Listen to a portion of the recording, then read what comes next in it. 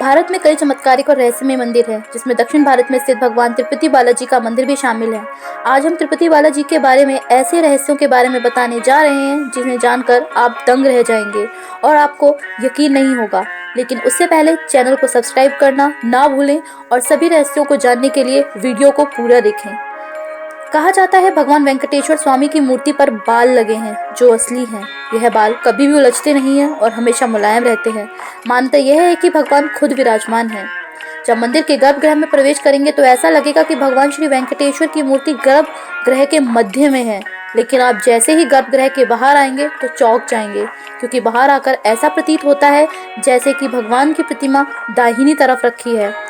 अब यह सिर्फ भ्रम है या कोई भगवान का चमत्कार, इसका पता आज तक कोई नहीं लगा पाया।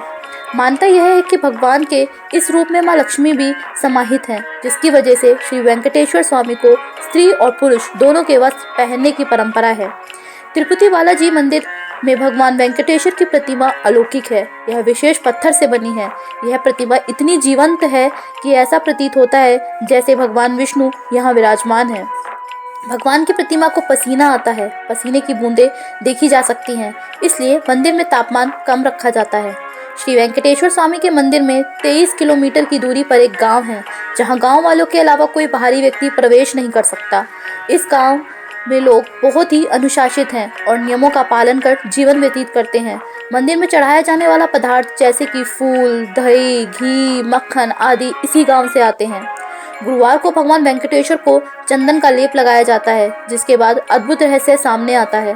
भगवान का श्रृंगार हटाकर स्नान कराकर चंदन का लेप लगाया जाता है और जब इस लेप को हटाया जाता है तो भगवान वेंकटेश्वर के हृदय में माता लक्ष्मी जी की आकृति दिखाई देती है।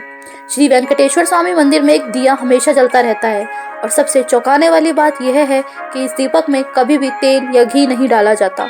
यहाँ तक कि यह भी पता नहीं कि दीपक को सबसे पहले किसने और कब प्रज्वलित किया था।